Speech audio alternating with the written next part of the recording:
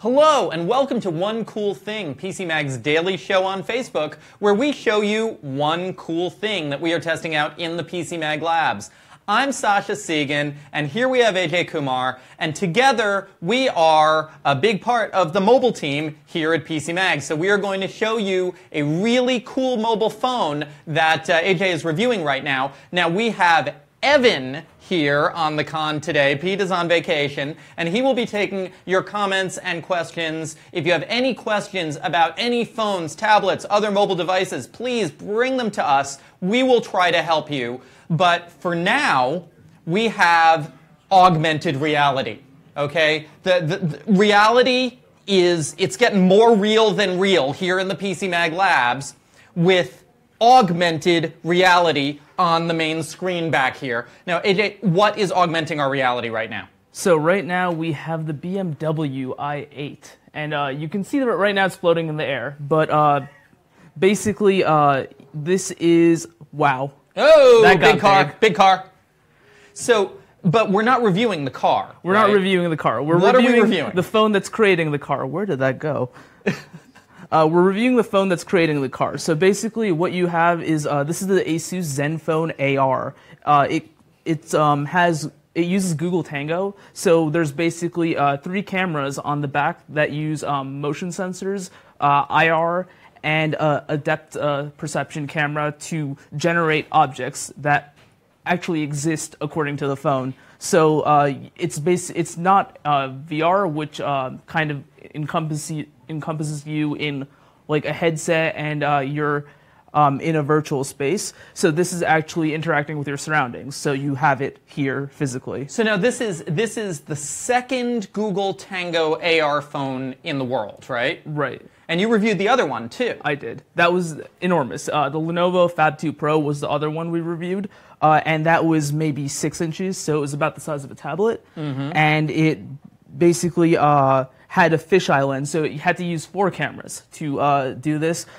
This is slimmed down. It's 5.7 inches, and you can see that it is a lot thinner than the tablet that we reviewed. And yeah, let's go to the basic specs of this phone. Mm-hmm. Okay, so what do we have here in terms of screen, processor, memory, basic capabilities? So this has a 5.7-inch AMOLED display, mm-hmm. Quad HD. It's powered by a Snapdragon 821 processor and 8 gigs of RAM. 8 gigs of RAM. I thought it has 6. No, this is the unlocked model, which has 8 okay. and 128. Okay. So 821 is not the latest. It's not, mm-hmm. not the 835, but it is still pretty fast, as mm-hmm. you can see. There's a 23-megapixel camera on the back. There's a bunch of other sensors, motion sensors, IR sensors, laser infrared, to create Tango. So now talking about this 6 gig versus 8 gig thing, mm-hmm. now the phone will be sold by Verizon Wireless. Right. But it'll be sold by Verizon in a 6 gig configuration, right? Right. So there's a 6 gig and 64 gig mm-hmm. storage configuration that you can get on Verizon. That's a little bit cheaper. It's about $650. Mm-hmm. This is $699 unlocked. And this has 8 gigs and 128 storage. Okay, and what carriers is that compatible with? This is GSM, so T-Mobile and AT&T. Okay, so T-Mobile and AT&T for the 8 gig, Verizon for the 6 gig. Right. Now, okay, so what version of Android are we running? How is the Android skin? How's the Android functionality? So this is Android 7.0. It's not 7.1. Not 7.1. It has not gotten the latest updates, but it's still fairly recent, though Android is around the corner. Mm-hmm. There is a pretty heavy UI, but it's incredibly customizable. Like you can change almost anything down to, icon packs and the icons you're using. You can change mm-hmm. a lot of aspects of it. There's a lot of customized software here. There's an audio. It has high resolution audio, so you can have customizable audio settings. Now, I saw something pop up there, mm-hmm. this dual SIM functionality. Right. Is that just on the unlocked model, or does the Verizon model have that too? Because I've never seen a Verizon dual SIM phone before. We don't have the Verizon model, but okay. I don't believe that the Verizon model would have it. You also use it as external storage, so you have the option of expandable storage or dual SIM. Okay. On the unlocked model, at least. So, okay, so let's go over to the Tango functionality. Now, Tango is Google's augmented reality system, which has only been available on 2 phones so far. This is the second phone, and it's the only phone currently in the market, because I don't think the Lenovo phone is still available. I think you can still get it. Oh, okay, so it's it is still available. Yeah, it's a little bit cheaper. It's about $500, but it's a lot bigger. Okay, okay. So, actually, first, do we have any questions out there? Could you just go over the cost again? So the unlocked ZenFone AR is $699, and that's the 8 gigs of RAM, 128 gigs of storage configuration. AT&T and T-Mobile. AT&T and T-Mobile, yeah, Okay. GSM carriers unlocked. And the Verizon model is $658, and then you also have the option of monthly payments. That is 6 gigs of RAM and 64 gigs of storage. Okay, okay. So going over to Tango. Now, how many Tango apps are there out there right now? And has there been any increase in Tango apps since you saw the Lenovo phone? So there are a few more Tango apps. I believe we're close to 100 right now, which is what Google and Lenovo were really shooting for. So we're starting to get there, and I noticed like more companies have started getting onto it. So the app I have open right now is from Gap, and it's called Gap Dressing Room. And what's funny is I'm wearing Gap clothing right now. Perfect. I'll Yeah. just overlay you with Overlay me with more Gap clothing. So basically, this is actually a good showcase of how Tango works and what it can do, because so you know you're in a you can't go to the store or you want to buy something online, so you just you take out your Tango phone and you just drop it, and it will you can pick your size. Oh, let's go small then. Yeah. All right, try it on.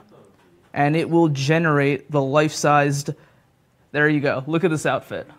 Some life-size khakis. Now, I can't actually fit into this. I mean, if I put it down here on the floor. Okay. Yeah, I might be able to like stand in Yeah, it. you can kind of like interpose yourself. Okay. But the interesting thing is, if you see at the bottom, you have a purchase link there. And that's really how Tango is probably going to proceed. You're going to see companies have their products. Like there's an Amazon one that kind of doesn't really work here. There's one for furniture. There's one for furniture. Yeah. A lot of companies are going to start, letting you just kind of like look at how the product looks in real life, or like looks in your house. Like, how does that TV fit on my wall? How does that couch fit in my room?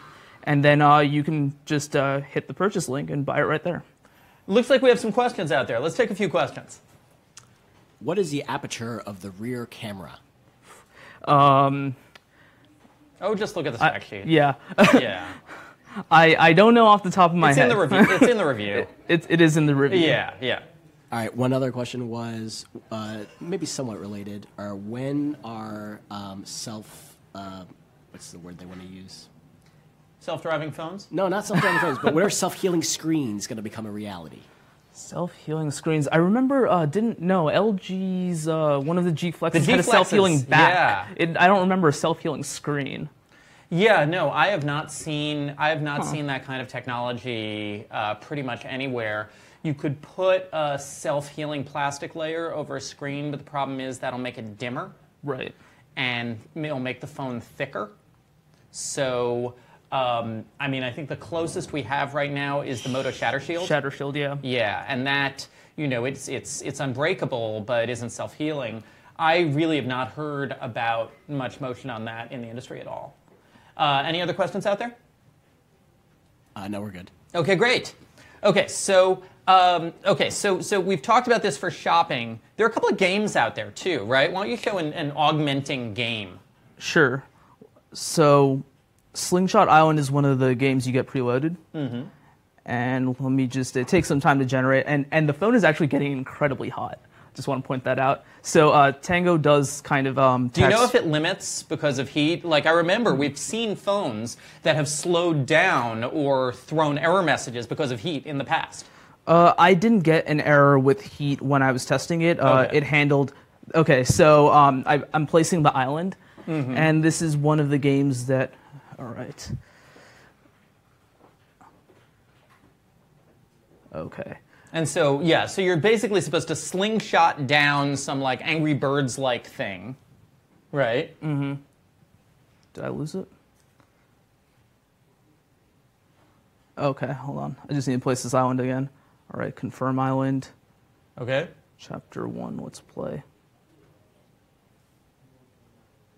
Okay, so so you can see that this island is like here. It's not moving around. Like I can. It's in space. That is augmented space. reality. Yeah, I can walk around it and see it from every angle. Mm-hmm. So these are like just basically simple games where you can just, you aim and you have a slingshot and you're trying to knock down this tower here. It's somewhat repetitive. I haven't seen any like AAA games or anything in AR yet, and I haven't seen games from big companies. Like there's no Nintendo AR apps aside from Pokemon Go, which isn't like AR for Google Tango. Well, one of the things I'm concerned about here is that basically there is not enough or will not be enough installed base of Google Tango phones to get developers to create compelling AR experiences, as long as it's, one phone a year from, no offense to Asus, a lesser manufacturer. Mm-hmm. Earlier this week, I was heartened to see a news story from Qualcomm that they're going to be, Qualcomm is going to be distributing essentially AR-compatible modules to Google, to Android phone manufacturers next year. So by the middle of next year, we may see a movement of a lot more Tango phones. But until then, is this basically a curiosity? Or is there something like, is Tango enough to drive a purchase? Right. So at this point, from all the apps I tested, this is definitely a showcase. Okay. There is some functionality. I see some companies, like I mentioned, Gap and Wayfair, but beyond that, there's still bugs. Like it takes some time to load. It gets hot. You need a lot of hardware on the back of your phone, which makes the phone bigger, and that was one of the big issues we had with the Fab 2 Pro. So I think as long as you have hardware, like you need physical hardware to be installed, that's going to be an issue, which is that's what makes ARKit from Apple interesting, because you can just use the standard sensor to generate AR. So well, yeah, and ARKit is presumably going to be able to do pretty good AR with 2 cameras, and I think the need for that third camera is what has been holding Tango back. And hopefully, with the growth of these Qualcomm 3-camera modules, but also maybe Google will have a 2-camera solution, that'll help AR on Android in the future. So now, do we have any other questions out there? Does Google or Asus have any plans to do a HoloLens-like glasses? HoloLens-like glasses? I have not heard anything about that. Have you? So there are Qualcomm-based augmented reality glasses out there right now. I believe they're made by a company called ODG. We've seen them at trade shows. Android-powered augmented reality glasses are generally used in enterprise. They are not a consumer use right now. And we're going to see more standalone Daydream VR headsets over the next few months. I know Lenovo has one in the works. There were a couple others announced at Google I/O. Okay. Yeah. Any other questions right now? No, we're good. Okay, great. So looking in the context of Verizon's lineup as a whole, where does this fit? Is this something that you would recommend over, I hate to say a Galaxy S8, but they've got the Galaxy S8, they've got the Pixel, they've got the LG G6. The Z Force. The Z Force, is Z2 Force, sorry. Z2 Force. Yeah, is this as good as those? So if you're looking purely from a hardware perspective, this is about on par with the LG G6, but it costs you $700. And when it comes to Tango, like you're basically acting as a beta tester right now, because it's still in its early stages. It's still not fully polished. So if Tango is, if Tango is something you want to get into, if you want to try out AR, if you want to, if you're a developer or just an early adopter, then it would make sense, because this is the second and smallest Tango phone we've tested. But if you're looking at it purely from the perspective of a phone, the S8 is $20 to $50 more, but it has a lot more to offer. It's a smaller form factor. It's just sleeker. It's all around like better camera, Snapdragon 835 processor. So generally, you have a lot of options on Verizon, and also unlocked. The OnePlus 5 is half the price and has Snapdragon 835, 8 gigs of RAM, and basically it's one of the fastest phones we've tested. And have we assigned this a rating? Yes, this is 3.5 stars. Okay. And a lot of it is the potential of Tango. But if it comes to, if you're expecting Tango to be a polished product, it's not quite there yet. Okay, any other questions out there? Just as far as the availability of Google Tango, are there any tablets that have Google Tango, and do you think it's more of a tablet experience than a phone experience? They're one of the developer tablets when Tango was still being tested.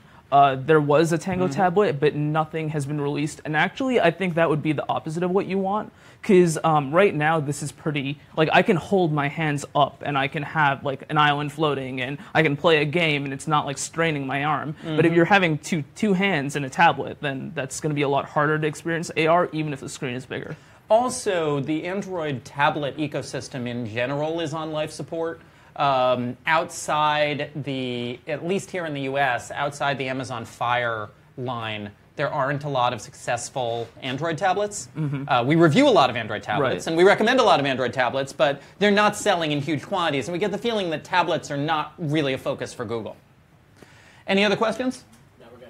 Okay, great. So thank you all for watching. This has been One Cool Thing, and our One Cool Thing is the Asus ZenFone AR. And the dog on the table right now. Oh, puppers. Okay, so the Asus ZenFone AR with puppers and with Verizon and unlocked, $649 or $699 depending.